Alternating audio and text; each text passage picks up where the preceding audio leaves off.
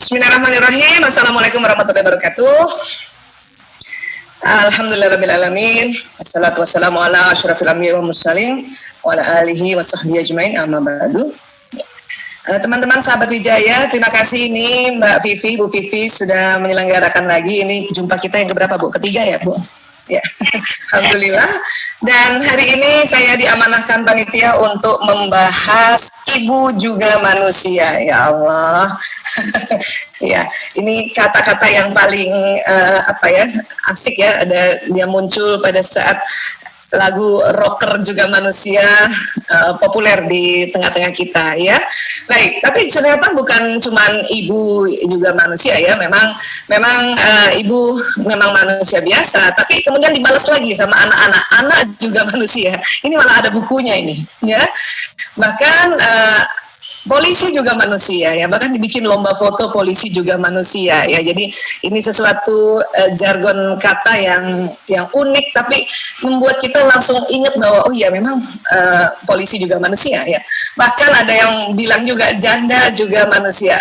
Ini juga lucu ya, tapi yang saya mau highlight atau garis bawahi adalah kata juga manusia. Ini langsung membuat kita tuh hati kita luluh gitu ya. Kenapa semuanya ada kata juga manusia ya, itu ya karena kita harus sadar bahwa manusia punya perasaan ya.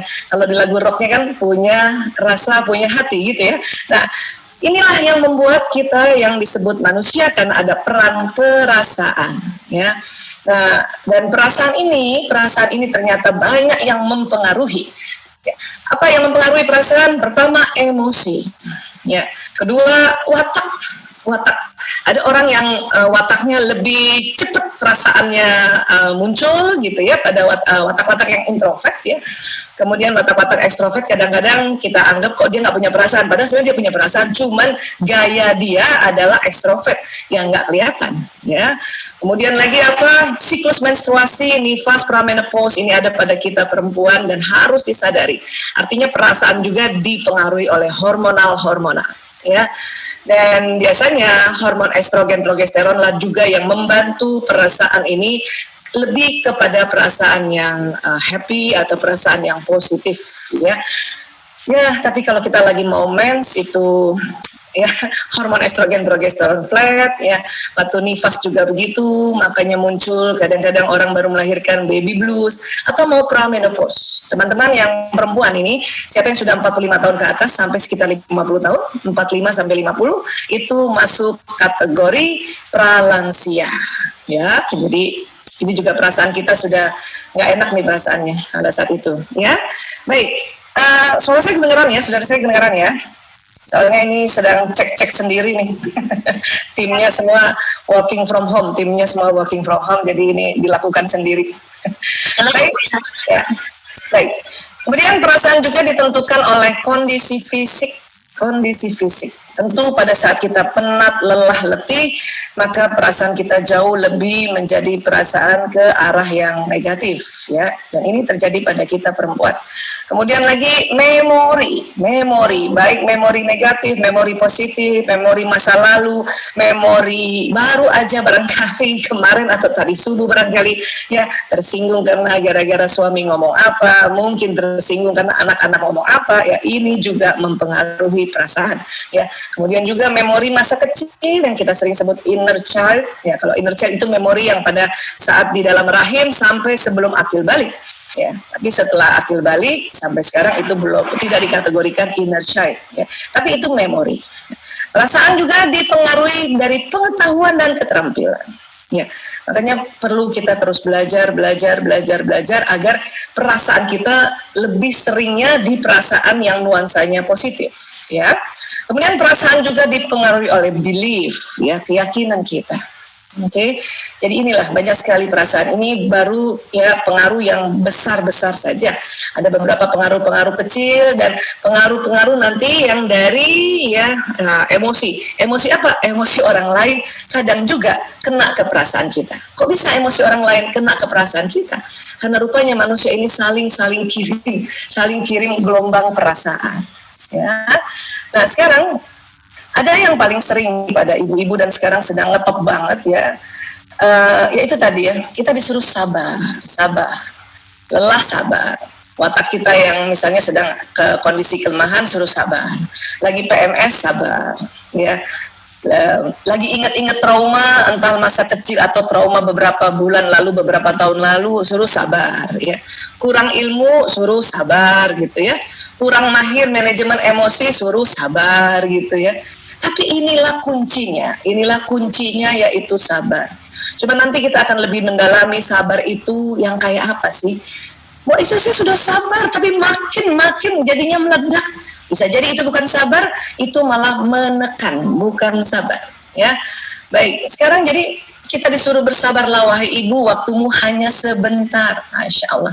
Kita kadang-kadang kalau lagi dengar kalimat ini, kita langsung, oh iya ya, waktuku cuma sebentar. Kadang nggak tahu umur berapa gitu ya. Wah, kita langsung naik lagi, ya emosinya menjadi positif emosi, akhirnya perasaannya jadi positif. Tapi itu tadi kadang-kadang lagi PMS. Ya, mau dinasehatin apapun pokoknya enggak deh gitu ya. Atau lagi capek banget. Itu ya mau dinasehatin apapun rasanya kita denial, rasanya kita ya menolak. Ya. Apalagi kalau orang ngomongin kita, cakep tuh. Ya, makanya ada istilah mom shaming. Mom shaming. Ini ngeselin mom shaming, tapi ini dibikin sebuah istilah supaya kita lebih paham. Mom shaming ini apa ya? Ini berarti stimulasinya dari orang lain ya, stimulasinya dari luar gitu. Ya, apa sih mom shaming?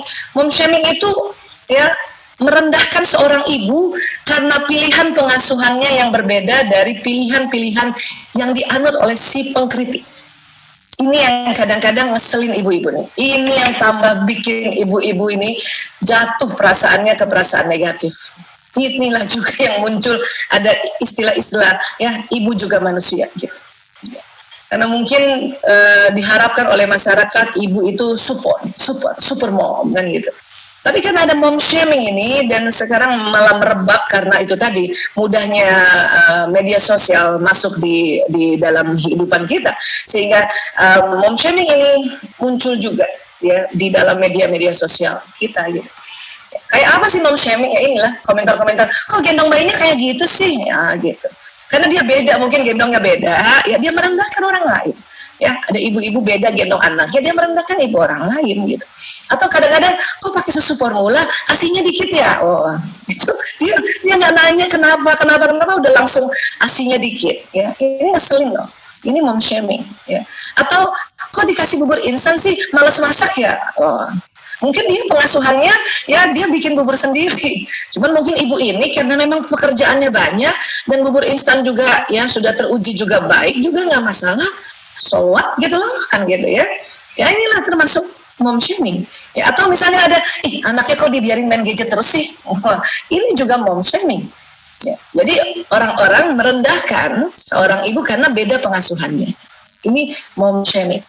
Dan ini yang bikin seorang ibu cepet banget perasaannya jatuh pada perasaan negatif. Apalagi kalau dia sedang PMS, apalagi kalau dia sedang capek, apalagi kalau dia sedang pramenopause. Ya, apalagi dia kalau wataknya introvert. Ya, apalagi kalau dia jarang belajar, apalagi kalau dia ya nggak punya belief yang jelas.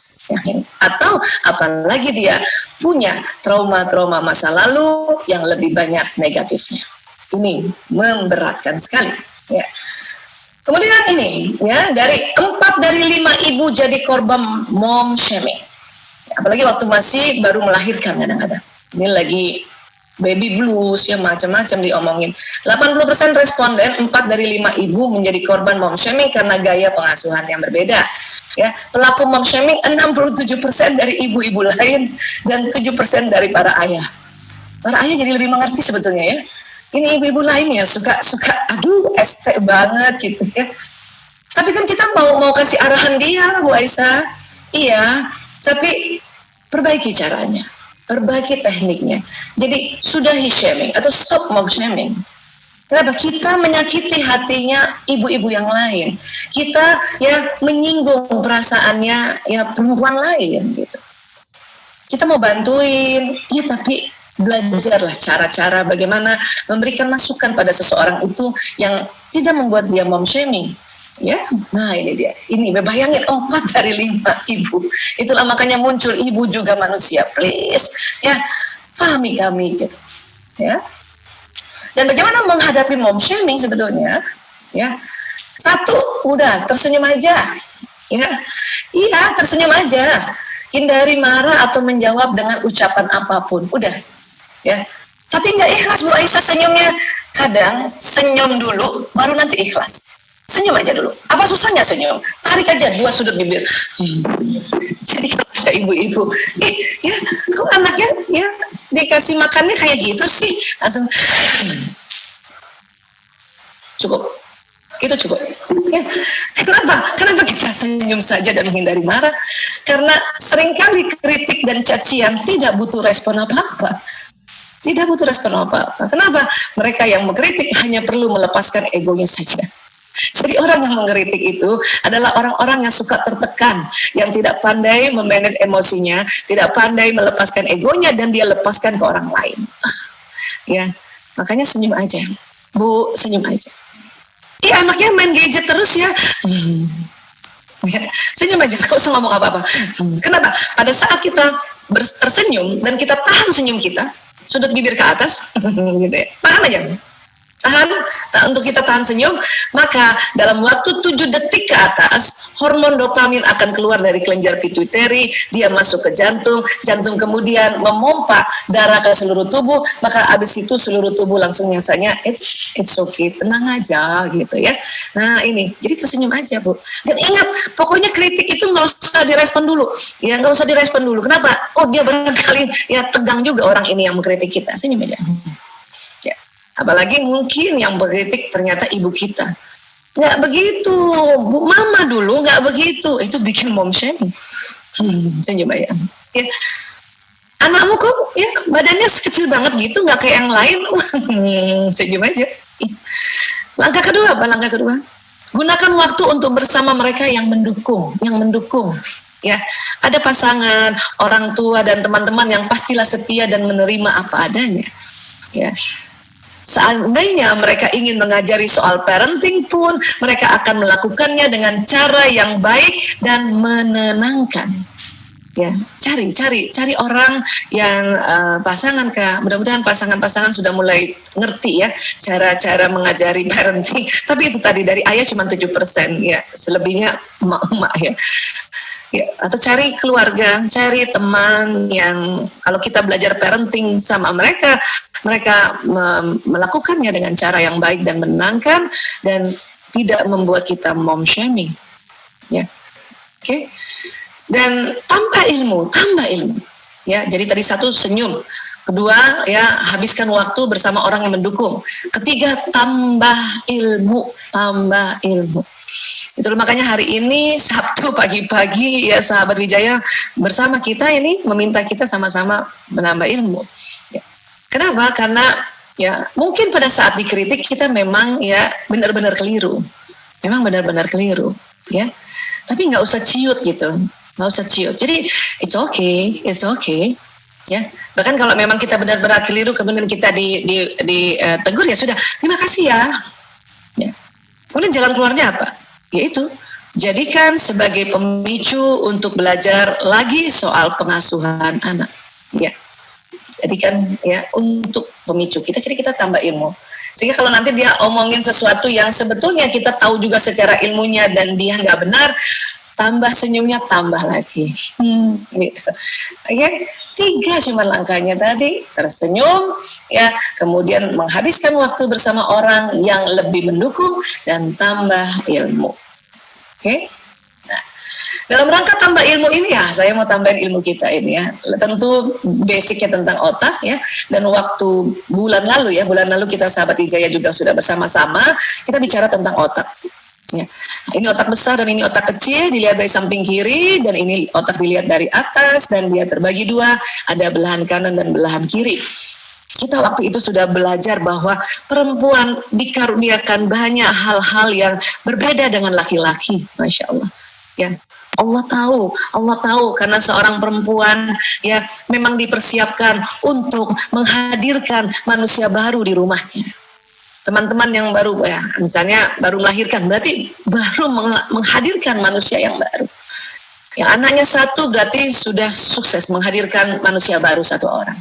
Yang anaknya 2 berarti sudah sukses menghadirkan manusia baru 2 orang. Yang 3, ya 4 sukses menghadirkan ya manusia baru 4 orang di dunia ini. 5 ya kayak saya ya, alhamdulillah ya, berarti saya sukses menghadirkan manusia baru di dunia ini 5 orang dari rumah saya dan sebagainya. Mungkin ada yang masih 10. Ada sahabat saya anaknya 12 dan itu jarang banget. Berarti keluarga mereka sukses menghadirkan 12 orang manusia baru. Dan itu ya ada di dalam rahim seorang ibu. Makanya Allah memberikan perangkat-perangkatnya. Ya kita bahas sedikit lagi ya.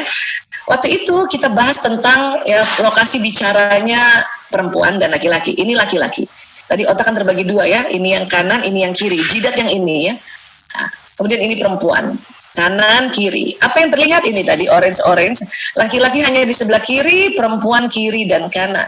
Apa ini? Pusat bicara, lokasi kosakata. Ya.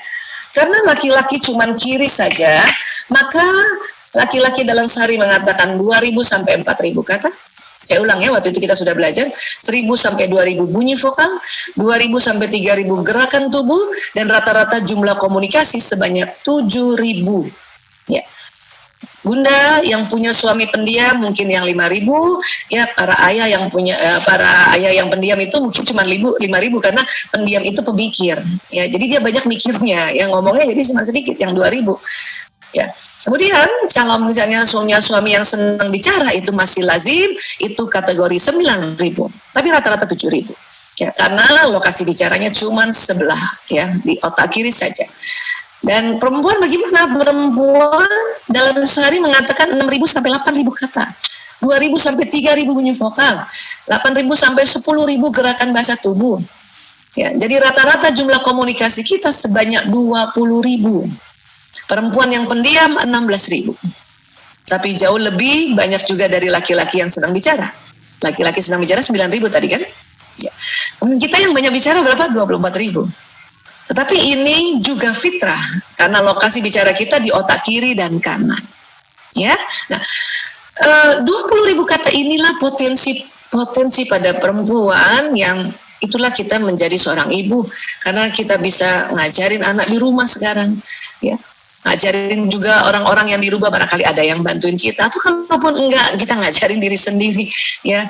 Atau misalnya ya anaknya 3, ya sudah ngajarin anak-anak. Dan itu sanggup. Ya, kemudian gerakan tubuhnya aja 8.000 sampai 10.000. Jadi masih bisa sambil ngajarin anak, ibu sambil masak atau sambil nyetrika. Bisa itu. Bisa. Ya.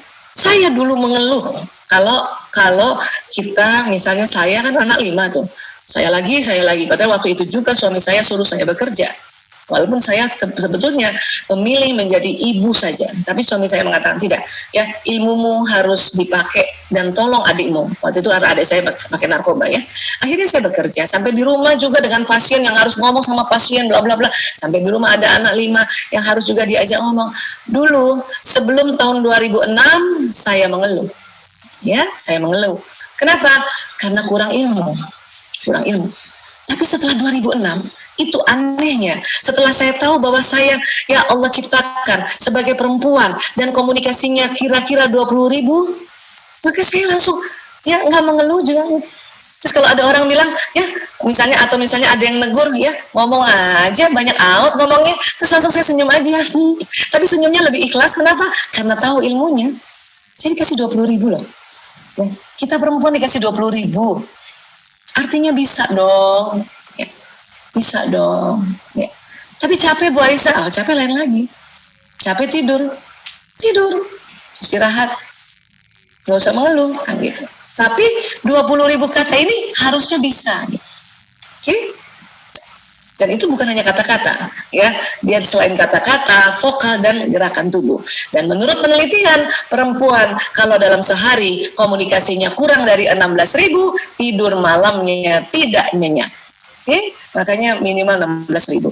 Ya. Kemudian otak kan waktu itu kita belajar juga waktu dibelah, ada otak di tengah ini namanya corpus callosum, masih ingat ya? Dan perempuan corpus callosumnya didesain oleh Allah 30% lebih tebal dari laki-laki. Sehingga corpus callosum yang tebal ini, perempuan mampu mengerjakan berbagai pekerjaan yang tidak saling berhubungan dalam satu waktu. Artinya ya sudahlah komunikasinya 20.000 kata, corpus callosumnya tebal, bisa mengerjakan pekerjaan yang tidak saling berhubungan dalam satu waktu. Artinya kita bisa dong, ya. Saya juga dulu mengeluh, ya, karena kurang ilmu. Padahal udah dokter loh, sudah dokter, sudah lama saya jadi dokter. Tahun 2006 itu sudah lama saya jadi dokter, ya. Tapi pada saat sudah tahu ilmunya, langsung, ya Allah, ternyata memang kita didesain untuk bisa multitasking. Seperti ini, ya. Kayak gini, ya, heboh ya. Ya, multitasking. Di luar negeri makanya ibu-ibu yang mendapat hasil penelitian, mereka lebih duluan ya, tahun 99 ya. Makanya mereka dengan rela bekerja juga ya, dan bawa anak. Oke, ini ya. Apalagi mata perempuan tuh matanya kalau lihat ke depan dia lebar kanan kiri, tapi memang ke depannya pendek. Beda sama laki-laki. Laki-laki tuh kayak terowongan, lurus. Ini juga yang membuat perempuan bisa sambil masak, ya, sambil juga bisa ngelihat kanan kiri, gitu kan? Ya contohnya seperti ini, ya sambil motong-motong, tapi masih bisa juga nih. Matanya kan kemana ini? Ke sini, bukan ke potong-potong lagi sambil bisa motong. Masih bisa juga mungkin dia ngelirik anaknya karena anaknya sedang menyusui. Ini perpaduan dari ya corpus callosum yang lebih tebal dan juga mata yang lebih lebar dan juga mungkin omongan. Ya 20.000 kata, gerakan tubuhnya nih ada 8.000 sampai 10.000. Masya Allah. Ya, kayak gini. Ya Allah, ya ini kita. Saya suka sekali kalau cerita tentang otak laki-laki dan perempuan. Kenapa? Satu, saya paham, saya sadar bahwa Allah kasih otak perempuan itu multitasking, ya. Dan saya sadar juga laki-laki ternyata memang Allah desain otaknya untuk pekerjaan khusus. Ya, akhirnya apa? Kita saling menghargai. Itu pentingnya kita tahu, ya. Kemudian kita juga ada otak emosinya. Ada otak emosi. Ya, mungkin kita pernah bahas atau mungkin teman-teman pernah juga dengar seminar kami ya, di tempat lain. Jadi ada otak emosi di tengah ini. Semua manusia ada, ya. Dia terdiri dari sistem-sistem. Makanya disebut limbic system. Dan bahkan bukan hanya pada manusia saja, hewan golongan mamalia dia juga punya limbic system. Makanya disebut otak mamalia. Ya, jadi kita punya otak mamalia di otak kita. Ya. Dia persis di tengah ini. Nah ini yang kita nanti paham nih bahwa kita udah punya ilmunya gitu ya, dan ilmu itu akan masuk di otak bagian depan sini prefrontal. Tapi pas kita ya marah, maka otak mamalia ini tegang, dan kalau dia tegang ya saat itu dalam waktu sesaat ilmu-ilmu yang di otak depan ini terblokir sementara. Kenapa terblokir? Karena kalau ada ilmu di sini dan untuk melakukan sebuah perilaku dia harus turun ke sini nih, turun ke sumsum tulang. Tetapi urutan otak yang dekat dengan sumsum tulang ini adalah batang otak atau otak reptil, otak limbik atau otak mamalia, barulah otak intelektual. Ya. Bakat, watak di mana Bu Aisyah? Dia di daerah sini nih. Memori yang mana Bu Aisyah? Di daerah sini, di neokorteks. Tapi kalau yang nanti memorinya sangat sedih, sangat marah, sangat jengkel, atau bahkan sangat senang, itu di daerah dekat limbik sistem ini. Ya karena urutannya adalah batang otak, mamalia, dan otak ilmu, maka ya terkadang kalau batang otak tegang, limbik sistem tegang, ilmu yang ada di sini nggak bisa keluar, jadi dia nggak bisa membentuk perilaku. Ini juga yang harus kita siasati, bagaimana kita ya merilekskan batang otak dan otak limbik ini. Itulah tadi yang disuruh sabar tadi. Sabar yang bagaimana? Nah, sekarang kita dalami ya. Nah, cuman sebelumnya nih batang otak ini otak yang kalau dia tegang itu responnya kayak reptil teman-teman. Ya, fight or flight, serang atau kabur gitu. Dan kondisi sekarang kita lagi pandemi terus terang. Ya, batang otak kita ini ya agak tegang, bukan tegang banget ya, agak tegang. Tapi agak tegangnya berlangsung cukup lama, sudah setengah tahun, sudah cukup lama. Dan biasanya kalau wabah itu cukup panjang. Ya, rata-rata kalau dari sejarah wabah itu dia membutuhkan waktu sekitar 2 tahun. 2 tahun. Maka persiapkan diri kita untuk ya ke depannya. Kalau memang kita sudah siapkan 2 tahun, ternyata wabah itu berhenti 1 tahun, alhamdulillah. Ya, kita sudah siapkan 2 tahun dan wabah itu berhenti 10 bulan, alhamdulillah. Tapi yang pasti sudah 6 bulan belum berhenti. Maka batang otak kita tegang. Dan ini harus segera dirilekskan. Kenapa? Karena mau nggak mau bukan kita sendiri yang jadi masalah seperti ini atau mengalami masalah seperti ini. Seluruh dunia. Ya. Makanya ini disebut wabah. Dan wabah harus ambil hikmahnya, harus tahu berkahnya wabah. Karena wabah ini, ya salah satu hikmahnya dari jutaan hikmah adalah Allah merestart ulang bumi ini. Apa yang mau direstart ulang? Ya, alamnya, kondisinya, ya, udaranya. Saya ini lockdown di Jakarta ini sudah 1 minggu ya, sekitar 1 mingguan ya, atau lebih ya. Itu saya suka banget naik ke atas, itu sempat juga naik ke atas ya, misalnya itu sore-sore lihat ya cerah banget sih gitu. Apalagi waktu Ramadan dulu, waduh ya Ramadan dulu itu cerah banget itu udara di Jakarta. Ya, apalagi yang mau di restart ya kehidupan kita. Kita perempuan sering juga keluar rumah, padahal kadang-kadang itu bukan kerjaan kita gitu ya, makanya kita disuruh kembali di rumah. Tapi Bu Aisyah sih keluar rumah itu ke mall itu supaya merilekskan otak.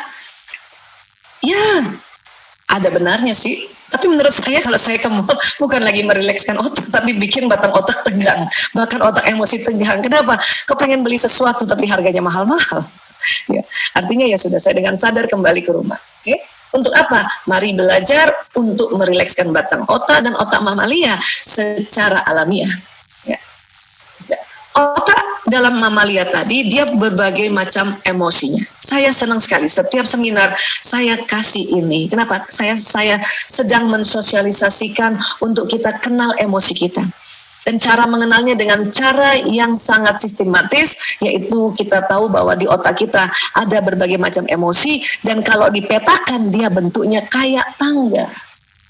Dan dia punya frekuensi, karena diukur oleh alat yang namanya EEG, elektroencephalogram. Dia punya frekuensi, dan dia kalau dipetakan naik begini. Emosi itu apa Bu Aisyah? Apakah emosi kolbu? Bukan. Emosi ini kalau di konsep agama Islam dia nafsu. Makanya ini dibagi tiga, nafsu lawama, amarah, dan mutmainnah. Kalau kita bicara emosi, tidak semuanya negatif. Ada emosi positif. Kalau kita bicara nafsu, tidak semuanya negatif. Dia ada yang positif, yaitu mutmainnah. Tapi memang perbandingan antara emosi negatif dan positif lebih banyak yang negatif. Ya, ini. Jadi kalau semakin positif itu semakin tinggi dia punya frekuensi. Dan ini nanti mempengaruhi power, ya. Ini juga naik, semakin naik. Dan kalau kita di pencerahan, ini tinggi banget, 700 sampai 1000. Ya, pencerahan ini apa sih Bu Aisyah? Salah satunya adalah belajar. Kalau kita baru baca buku ya atau artikel langsung, oh gitu, itu berarti lahir langsung pencerahan. Atau kita dengar tausiah, dengar ceramah, dengar seminar, apapun. Ya, oh gitu. Oh itu langsung ke sini. Dan kita buat umat Islam, apabila kita baca Quran, sudah baca Quran, kita tahu artinya dan kita renungi. Itu langsung naik ke pencerahan. Ya Allah, gitu kalimatnya. Ya, Maha benar Allah dengan segala firman-Nya, itu kata-kata ending pada saat kita setelah baca Quran. Karena sesungguhnya kalau habis baca Quran kita diminta ada di level pencerahan. Bisa kalau saya murotal aja gitu ya, nggak tahu artinya, itu pun ya kalau misalnya lagi sedih kita dengar murotal atau kita ya baca Quran terus gitu ya, kita kayak tadarus terus tanpa tahu artinya, itu bisa naik langsung sampai ke damai. Tapi ada orang juga walaupun nggak tahu artinya dia sudah masuk pencerahan juga. Tetapi percayalah pada kita tahu artinya ya, itu kita bisa naik pencerahan yang sangat tinggi 1000. Nah, yang saya mau bilang adalah emosi ini ada di otak kita, ada juga di otak ibu-ibu, dan dia nggak bisa hilang. Ya. Yang ada adalah kita bisa memanage. Pada saat dia ada di bawah, kita manage untuk naik ke atas. Tapi pada saat dia di bawah, kasih kesempatan tubuh ini untuk merasakan juga emosi ini. Ya. Makanya kalau misalnya tadi ada orang mom shaming pada kita dan kita kesel atau marah, ya, pada saat kita di sini, oke. Dan kalau kita disuruh sabar, artian sabar itu adalah menahan, maka kita nggak usah ya marahin dia lagi. Makanya tadi tipsnya adalah hindari marah. Nggak usah kita maki dia lagi. Kenapa? Akan jadi kacau. Tahan. Makanya sabar. Ya, sabaru yusbiru. Itu sabar, menahan. Tapi selama ini kita keliru. Kita menahan, tapi kita setelah itu menekan. Akhirnya turun emosi itu. Lama-lama putus asa. Putus asa menjadi ibu. Kalau tahu gini, saya nggak mau jadi ibu. What? Kalau tahu gini, saya nggak mau nikah. What? Kalau tahu gini, saya nggak punya anak 5. Bahaya banget itu. Tapi itu karena kita menekan marah kita, akhirnya dia jatuh. Ya, jatuh ke bawah, jatuh ke bawah, jatuh ke bawah, jatuh ke bawah. Bahkan lama-lama jatuh ke bawah, akhirnya depresi. Depresi. Ini yang paling menyedihkan. Ya, ini sedih. Lebih sedih? Ya, depresi paling menyedihkan. Itu dia tuh. Dan ini bahaya kalau pada orang depresi. Kenapa depresi itu ciri-cirinya mau mencelakakan diri? Ya, termasuk bunuh diri. Itu yang bahaya. Ya. Nah, artinya apa? Artinya ini kita sadari dulu bahwa oke, memang ada Allah kasih emosi. Dan ini nggak pernah hilang. Ya, yang bisa adalah kita manage. Ya. Kalau tidak pandai manage-nya, maka kita ada emosi tambahan yang tidak lazim. Apa? Depresi. Apalagi kalau misalnya yang tidak lazim ada di atas pencerahan, itu namanya manik. Dan ada satu ketika orang ada kadang-kadang depresi, 2 minggu kemudian manik, dia terlalu loncat dari sini loncat ke sini.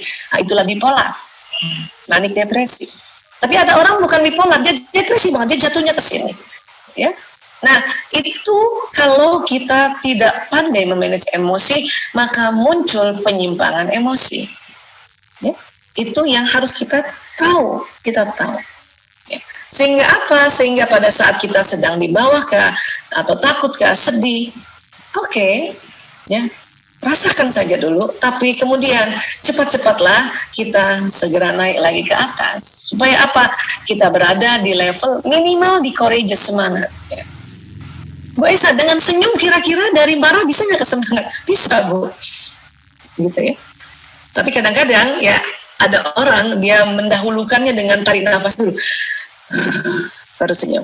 Nah, itu jauh lebih baik lagi. Tahan aja senyum. Ya. Itu ilmu saya pertama dulu begitu. Senyum aja.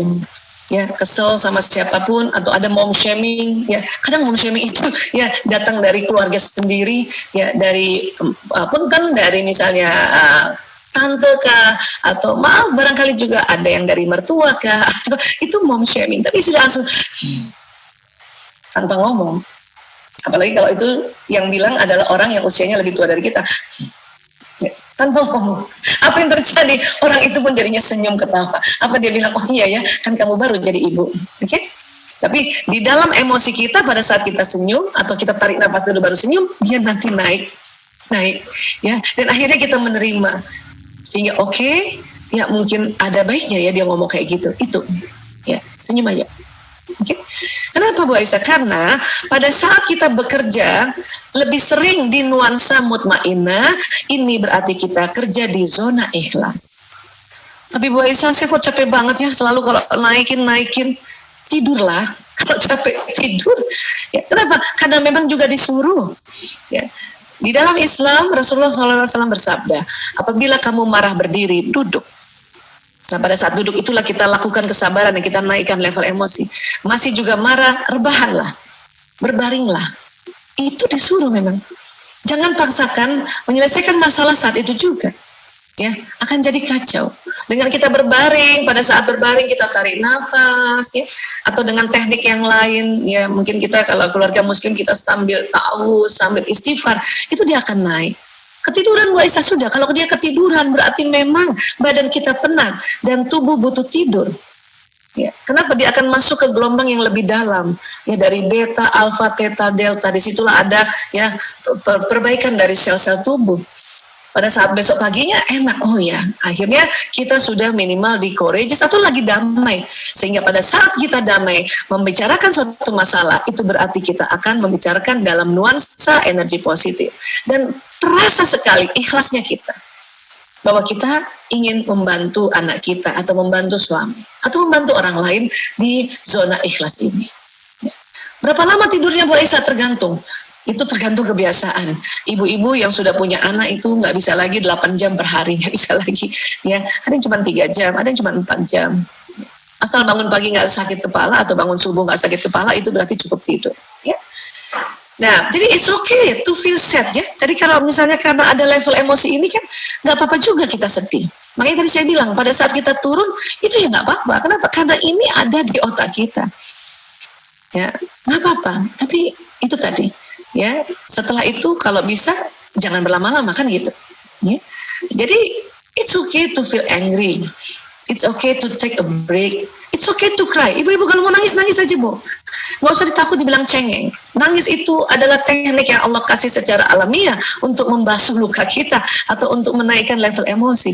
Makanya kadang menangis ini bukan hanya lagi sedih, takut juga nangis, marah juga nangis, ya, bahkan semangat juga bisa nangis, bahkan perasaan kita pencerahan juga bisa nangis.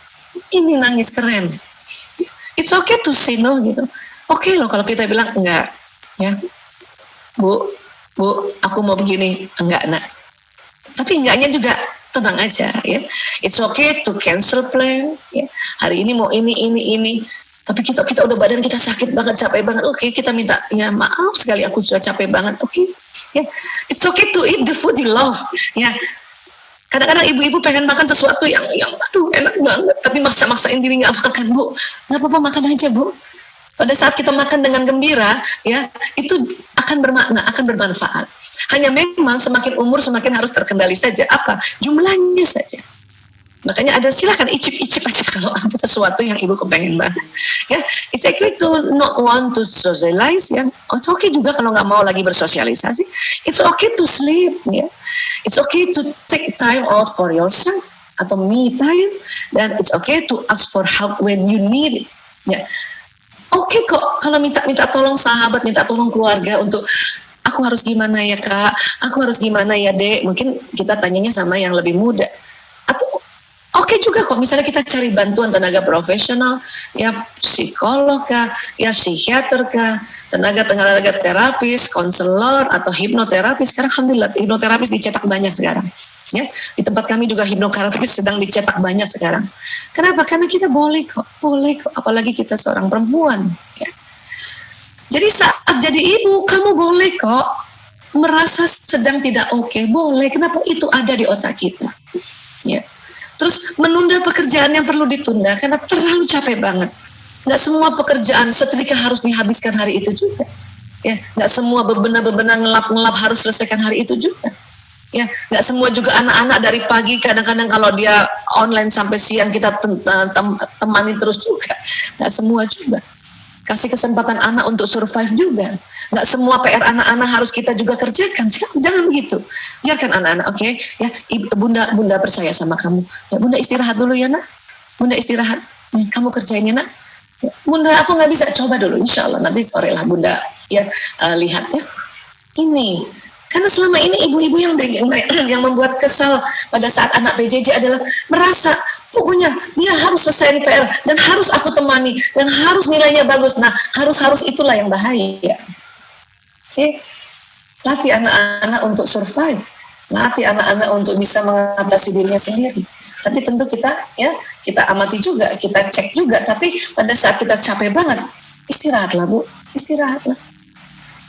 It's okay, tetap meluangkan waktu untuk me time, terserah apa. Kalau saya me time-nya sekarang lagi senang aja nonton film, ya, lagi senang film semua, kemudian saya analisa gitu ya, atau minum kopi, ya, minum kopi pakai es batu, ya Allah enak banget, ya. Atau kalau udah capek banget bilang sama anak-anak, bilang sama keluarga, ibu tidur dulu sebentar ya. Karena kalau dulu sebelum pandemi me time saya yaitu ya saya panggil orang pijet atau kerimbat itu me time, tapi sekarang kan kita sulit seperti itu. Maka me time itu bisa variasi, cari lagi yang sesuai kondisi ya. Dan it's okay merawat si kecil dengan cara tersendiri. Tapi sekali lagi pada saat kita merawat si kecil dengan emosi yang mutmainnah itu jauh lebih baik ya. Dan tentu kita tambahkan ilmu juga, ilmu parenting kita gitu. Tapi itu tadi, suatu saat kita nggak oke, ya sudah, istirahat, ya. Bahkan, ya ini dia, pada saat kita di bawah sini, ya itu kan oke aja. Kasih waktu diri untuk naik. Apalagi semakin jatuh di bawah. Orang lagi sedih, untuk naik supaya semangat, dibandingkan orang marah naik semangat, itu karena tangga sedih jauh di bawah, maka sedih butuh waktu yang lebih lama dibanding orang marah untuk masuk semangat. Apalagi sombong, kalau sombong sama semangat 11-12 Bu, kadang turun, kadang naik, kadang turun, kadang naik. Ya, ini enak banget, yang masak siapa makanannya? Ya, terus kita gini, gue, itu berarti lagi sombong gitu. Ya. Tapi ini enak banget nih, siapa yang masak makanannya? Enak ya? Masya Allah, alhamdulillah. Ini di sini kita. Ya. Kadang-kadang ya, alhamdulillah gue turun lagi ke bawah. Ya. Tapi karena dia saking dekat ini, 11-12 naik turun. Ya. Tapi kalau lagi sedih, apalagi apati, untuk naik ke atas dia butuh tangga yang lebih banyak, berarti butuh waktu. Makanya nggak usah merasa nanti kalau saya tidur semua pekerjaan nggak bakal selesai. Bukan begitu kerja tubuh ini. Pada saat nanti kita istirahat, ya, pada saat sebelum istirahat kita naikkan level emosi dengan tarik nafas, istighfar, ya, atau kita berzikir, kemudian kita tertidur, maka dia akan naik di level sini nih, semangat, menerima, ya, bangun udah enak perasaannya. Dan pada saat emosi kita berada di level mutmainnah, apa yang terjadi? Karena frekuensi makin tinggi, maka vitalitas kita untuk kita mau bekerja lebih banyak itu jauh lebih tinggi daripada maksa pada saat kita lagi takut, maksain kerja, sudahlah nggak selesai, makin turun emosi kita. Dan ini pekerjaan yang dilakukan di level emosi yang di bawah ini itu bukan zona ikhlas. Jadi istirahat juga boleh. Ya. Caranya apa itu tadi? Bernafas dalam, saya sudah ajarkan. Tadi sudah belajar senyum ya, sekarang tarik nafas. Berapa kali tarik nafasnya Bu Aisyah? Tergantung masalahnya apa. Saya kalau masalah anak-anak 3 kali tarik nafas sudah enak, perasaan level emosi udah minimal masuk ke courageous. Tapi kalau sama suami itu bisa 9 kali tarik nafas. Nggak apa-apa juga. Semakin dekat hubungan kita dengan seseorang, semakin banyak tarik nafasnya. Dan itu harus tahu ya sebagai ilmu. Taus, membaca taus ya. Ini buat kita yang muslim ya. Kata Nabi, sungguh saya mengetahui satu kalimat jika dibaca oleh orang ini marahnya akan reda jika dia membaca auzubillahi minasyaitonirrajim. Aku berlindung pada Allah dari setan yang terkutuk. Ya. Dalam Quran dikatakan setan atau jin atau iblis ini menggoda 4 arah, depan, belakang, kanan, kiri. Maka tausnya 4 kali Bu. Ya, jauh lebih mantap itu. Atau ya ini dia, ya ayyuhallazina amanu sta'inu bis-sabri was-shalah innallaha ma'as-sabirin. Hai orang-orang yang beriman, jadikanlah sabar dan sholat sebagai penolongmu. Sesungguhnya Allah bersama orang-orang yang sabar. Tuh, sabar dan sholat. Ingat tadi sabar bukan menekan, tapi menahan. Kemudian setelah itu kita manage emosinya. Menahan dan kita manage emosinya. Atau kita, ya soft skill kita memanage emosi tadi dengan tarik nafas kah, senyum kah, ya, atau kita melafazkan istighfar kah. Karena dia akan naik level emosinya. Ya. Istighfar. Siapa saja rutin baca istighfar, maka Allah akan memberikan solusi atas setiap kesulitannya, penyelesaian bagi setiap permasalahannya, ya, dan dia akan memberinya rezeki dari jalan tak terduga. Masya Allah. Ya, Masya Allah. Kalau ibu lagi sulit banget menghadapi orang yang mom shaming, ibu istighfar aja, astagfirullah. Nanti Allah akan kasih solusi. Dan kalau ibu anggap masalah, baru juga baby blues, belum lagi anak kedua, ini anaknya udah lebih dari satu ya, minta makan juga, teriak-teriak, ibu istighfar aja, astagfirullahaladzim, astagfirullah. Inilah sabar. Karena Allah memberikan penyelesaian bagi setiap permasalahan. Dan kalau ibu menganggap kondisi sekarang ya, ibu sudah baru melahirkan anak kelima, suami tiba-tiba di PHK karena pandemi, ya uang mulai sangat sedikit, istighfarlah, istighfarlah. Di sini ya Nabi bersabda, Allah Subhanahu wa taala memberi rezeki dari jalan tak terduga, dia akan memberinya rezeki dari jalan tak terduga. Istighfar aja dulu, astagfirullahaladzim. Kadang rezeki itu datang hari itu juga, Bu. Ada orang kirimkan kue, ada orang kirimkan makanan, ada orang kirimkan beras, ada orang ya ibu kan kayaknya bisa masak ya, tolong ini tempat kami ini perlu masakan ibu, misalnya gitu. Itu semua rezeki karena didahului dari istighfar, ya. Dan ingat kondisi pandemi ini, rezeki itu mungkin tidak akan datang gitu. Nggak mungkin tidak begitu, bisa jadi tidak begitu. Tapi dia datang setiap hari. Ya, maka istighfar. Dan emosi ini juga nanti mempengaruhi perasaan. Nah, sekarang kita belajar. Yang mana perasaan, yang mana pikiran, dan yang mana acting kita. Ya, kalau tadi kita sudah kenal dengan emosi. Tadi kan kita bilang ya, bahwa perasaan ya dipengaruhi oleh emosi. Yang mana sih perasaan? Kalau pikiran udah tahu ya, pikiran tuh yang di sini ya, thinking kita. Ya, kalau perasaan apa? Perasaan itu yang di dada kita. Ya. Kalau acting ya, acting ini ya tingkah laku kita atau tindakan kita, aktivitas kita. Ya, emosi yang di atas ini nanti akan turun lewat batang otak ya, dia akan memberikan informasi pada feeling, memberikan informasi sama thinking. Perasaan dan pikiran diberikan informasi sama emosi, maka ya gerakan kita, actingnya yang sesuai emosi tadi.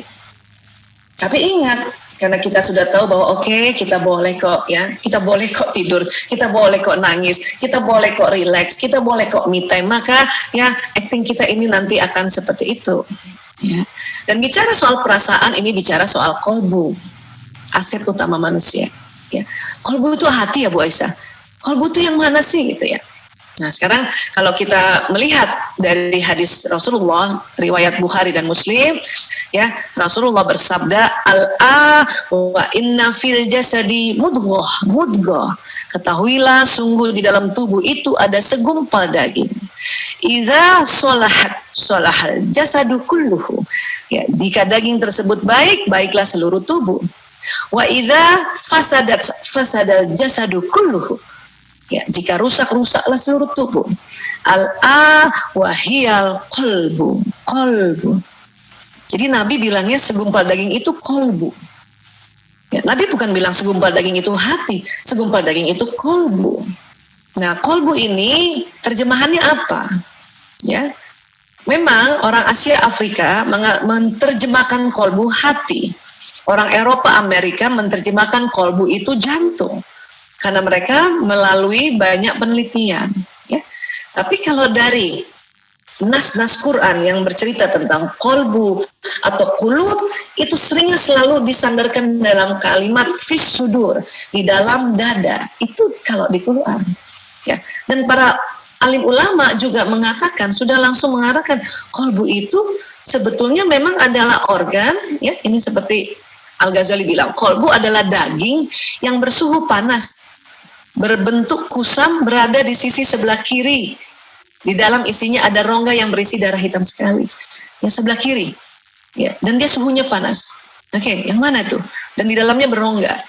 Sekarang kalau di dada kita ini, ya organ itu ada dua, paru-paru dan jantung. Cuman paru-paru itu dia tidak berongga. Dia ada kanan kiri. Nah, jantung ini memang dia di tengah, tapi dia cenderung ke kiri. Dan dia berongga. Dan jantung ini kalau pernah operasi jantung itu panas loh. Ya. Kenapa? Karena dia ada listriknya. Ya. Nah, katanya kusam kata Al-Ghazali ya. Insya Allah. Dan dia ada darahnya banyak. Jadi sekarang para ulama yang belajar neuroscience dan belajar tubuh manusia, kolbu itu organnya merujuk ke jantung. Walaupun mungkin orang masih terlalu sering bilang hatiku gitu. Hatiku, kita pegang di sini, ini jantung. Hati itu lebih pada di kanan sini. Tapi apapun itu kolbu. Saya lebih senang kolbuku gitu, ya. Dan kemudian jadi emosi yang ada di sini itu akan turun lewat sistem saraf khusus dan dia ke kolbu. Dan kolbu ini luar biasa, ini banyak lagi dia punya keutamaan-keutamaan. Ya. Nanti makanya perasaan kita dipengaruhi oleh emosi kita itu.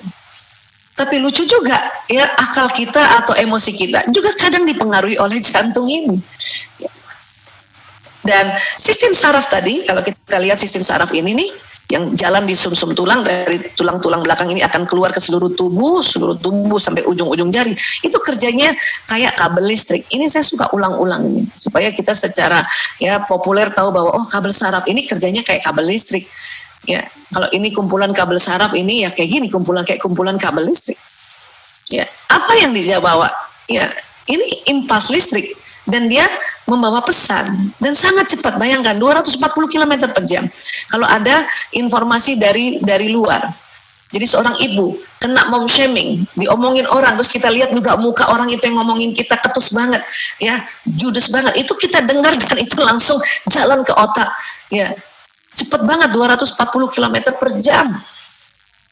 Ya, makanya kita langsung, nih orang ngeselin banget nih, toxic banget nih people gitu ya, kayak gitu. Kenapa? Karena dia langsung naik ke otak, emosi kita langsung kemarah kan, marah, udah seneng-seneng punya anak, ya diajarin lagi pola pengasuhan yang beda gitu ya, dikritik aja terus, kena mom shaming, itu langsung emosi itu karena kita dengar, kita lihat, ya gitu, dia turun untuk emosinya, ya. Dan nanti dari otak jalan lebih cepat lagi ke sistem saraf ini 320 km per jam, itu kasih tahu jantung. Itu langsung rasanya nyut gitu ya. Perasaan kita, kolbu kita nyut ya.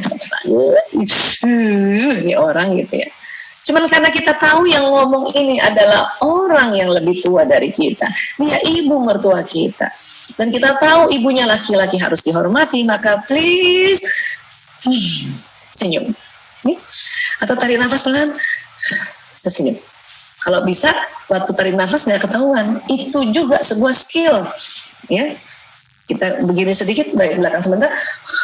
Atau pura-pura ada yang jatuh ke bawah barangkali. Oh, popok bayi jatuh sebentar, ada yang jatuh. Pas lagi di bawah, kita nggak dilihat oleh mertua kita. Gitu.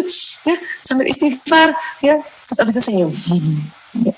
Insya Allah makanya jauh lebih baik gitu. Ya. Dan ini nanti sistem saraf kalau nanti membawa pesan, ini juga membawa pesan baik dan pesan buruk. Dan itulah mempengaruhi perilaku kita gitu. Dan mempengaruhi juga ya nomor satu kolbu kita.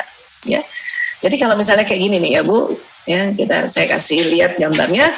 Ya, ini otak kita kan tadi kita sudah belajar, otak terbagi dua, otak besar dan otak kecil, kemudian terbagi dua di tengahnya sini, otak kanan dan kiri. Kita sudah tahu potensi kita, bicara kita lebih banyak karena kanan kiri, ya. Terus kita sudah belajar juga di dalamnya otak ini. Ya, sebetulnya otak ini kompleks banget, tapi kita coba belajar kenali pelan-pelan ya. Di dalam otak ada batang otak atau otak reptil, ya. Yang tegang itu ya selalu pengennya mau nyerang atau kabur aja. Nah, ini otak limbik system tadi yang bentuknya emosinya bertingkat-tingkat, ya. Ada level emosi dari bawah sampai atas ada di otak emosi itu. Dan ini otak neokorteks. Nah, disinilah ya ilmu-ilmu ada. Dari otak keluar sistem saraf. Dari otak keluar sistem saraf, ya. Dan kemudian apa? Apa yang kita dengar dia akan jalan. Itu masalahnya. Kalau kita dengar orang kritik kita itu jadi mom shaming karena dia jalan. Apa yang dilihat juga begitu. Dia akan jalan di seluruh tubuh. Ya, memberi informasi pada emosi, memberi informasi pada otak, memberi informasi pada kolbu, dan akhirnya memberi informasi pada seluruh tubuh. Ya. Dan apa yang dibicarakan? Kadang-kadang sudahlah mata kita lihat orang yang toksik, pendengaran kita toksik, itu kita ngomong juga, kita sumpah serapah juga. Ya. Itu bertambah-tambah nantinya, ya, bertambah toksik. Dan ingat tubuh manusia itu ya dia bukan hanya badan seluler kayak gini, bukan hanya bentuknya kayak gini, tapi ada tubuh yang disebut badan bioplasmik. Dari mana itu? Dia keluar pertama dari jantung. Jantung ini kenapa dia panas tadi kata Al-Ghazali? Karena dia ada listriknya. Makanya ibu bapak kalau misalnya kita periksa ya masuk rumah sakit ke IGDK atau ke tempat poli jantung, makanya kita bisa diperiksa jantungnya dengan EKG karena dia ada listriknya. Dan jantung ini dia punya vibrasi gelombang elektromagnetik lebih kuat dari otak karena otak juga ada gelombangnya. Dan seluruh tubuh juga dia bisa mengeluarkan cahaya ini, nur ini, ya. Atau kalau bahasa fisika kuantum, gelombang elektromagnetik. Ya. Dari mana sebetulnya? Ya itu tadi, dari getaran jantung, getaran otak, getaran seluruh tubuh. Keluarnya dari mana? Keluarnya dari ini, pembuluh meridian, pori-pori yang di bawah kulit, yang dia berputar setiap hari. Ke arah mana berputarnya? Ke kiri, ke kiri. Ya, kayak orang tawaf, ya, ke kiri. Nah, tapi kadang perputarannya lamban, kadang perputarannya cepat. Kalau dia berputar cepat, maka ya sinyal ini makin cepat jalannya. Kalau dia berputarnya lamban, maka sinyal ini pendek. Ya. Bagaimana cara kita memperpanjang? Itulah ya dampak dari ibadah khusus. Ya, buat di keluarga muslim kita berwudu itu juga memperlancar memperlancar pembuluh meridian yang kena basuhan air wudu kita. Pada saat kita sholat, maka ya pembuluh meridian yang seluruh tubuh kita itu yang tadinya jalan ke kirinya hambat, ya akhirnya lancar sehingga sinyal juga panjang gitu. Ya, pada saat kita puasa itu proses dari makanan. Kenapa? Karena sinyal ini juga dari makanan yang diproses di sel-sel tubuh. Ya. Makin kita menjelang buka itu makin panjang sinyal kita. Ya. Makanya puasa tidak hanya pada orang Islam, semua agama dia ada ritual puasanya. Apalagi sedekah, ya sedekah. Sedekah sukarela disebut infak, sedekah wajib disebut zakat. Dan itu akan membuka pembuluh meridian, maka sinyal panjang. Apalagi ibu hamil. Ibu hamil itu ya sinyalnya panjang. Kenapa? Karena sinyal bukan hanya dari ibu, tapi dari anak yang di dalam rahim. Makanya ibu hamil diminta untuk bicara yang baik-baik. Kenapa? Karena memang sinyal ini akan membroadcast perasaan kita, membroadcast pikiran kita, membroadcast emosi kita. Ya. Dan ya, yang lapisan terluar ini, karena ini ada anatominya ya, lapisan terluar ini membroadcast doa kita, membroadcast niatan kita, membroadcast prasangka kita. Ini. Dan ini prosesnya ada di tubuh manusia. Dari mana Bu Aisyah? Dari organ-organ sel, dan ini ada triliunan sel-sel dari ujung rambut sampai ujung kepala. Di dalam sel ada mitokondria di sini yang warna biru ini, ya. Warna aslinya bukan biru ya, ini karena diwarnain aja biru. Disinilah proses pembentukan energi, baik energi yang ada di tubuh maupun energi yang ada keluar dari badan bioplasmik. Ya, saya pernah cerita mungkin di Sahabat Wijaya atau di seminar yang lain bahwa mitokondria seorang manusia itu dibawa dari sel telur ibunya, sel telur ibunya. Oke, sel telur ibunya, bukan sperma ayah. Artinya kalau di dalam tubuh saya Aisyah Dahlan ini ada sel ada sel di dalam sel ada mitokondria itu dari ibu saya, ya, bukan dari ayah saya. Tapi nama saya dari ayah saya. Ayah saya namanya Dahlan Hussein, ya, makanya nama saya Aisyah Dahlan. Kalau dia lengkapnya Aisyah Dahlan Hussein, ya, itu dari ayah saya. Tapi sumber energi saya, mitokondrianya dari ibu saya. Anak saya yang 5, ya, Mas Lanang, Mas Priyo, Mas Kakung, Mas Jaler, Der Ragil, 4 laki 1 perempuan. Mitokondria dia dari saya, Aisyah Dahlan. Tapi nasab namanya dari bapaknya. Ya, Priyanto Sismadi, maka nama mereka ada Sismadinya semua. Ya. Artinya apa? Artinya ya, sumber mitokondria atau sumber energi seorang anak itu ya bentuk atau tempat sumbernya itu dari ibunya. Ya. Apa yang akan menjadi sebuah keuntungan? Keuntungannya adalah ya energi atau sinyal yang keluar atau gelombang elektromagnetik yang keluar dari tubuh seorang anak itu sama dari tubuh seorang ibu. Ya. Makanya kalau kita sedang mendampingi anak, ibu capek banget, ibu lagi kesel, ibu lagi marah, lagi sedih, hati-hati. Ya. Setelah dia mengganggu metabolisme tubuh kita, ya, dia juga bisa keluar lewat sinyal ibu dan mempengaruhi anak. Artinya apa? Artinya kalau anak lagi asik-asik belajar tapi ibunya lagi capek banget, lagi kesel banget, itu nyamber loh Bu. Ya, ini bahasa populernya nyamber, ya, kena anak itu.